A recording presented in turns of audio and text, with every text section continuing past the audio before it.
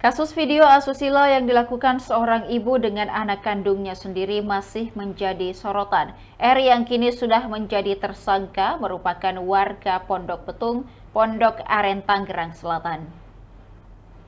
Di rumah tersebut, mama muda ini tinggal bersama suami dan anak-anaknya. Keseharian R pun kini diungkap oleh keluarga terdekat. Kakak ipar R, Nur Kamila, mengungkap jika ibu dari keponakannya itu punya kebiasaan berdiam diri di dalam rumah. Menurut tetangga, R punya kebiasaan mengunci diri di dalam rumah, namun warga sekitar tak menaruh curiga apapun. Ketika ditanya aktivitasnya sampai betah di kamar, jawabnya hanya bermain HP. Hingga akhirnya kelakuan bejat mama muda itu terbongkar setelah video saat melecehkan anak kandungnya sendiri viral di media sosial.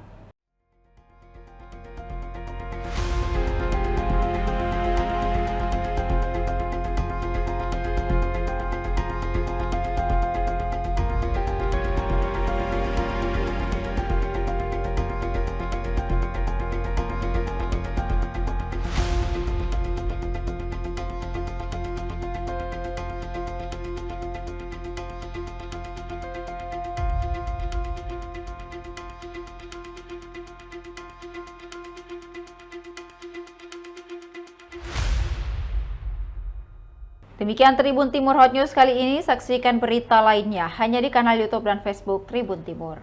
Download Tribun X sekarang, menghadirkan lokal menjadi Indonesia.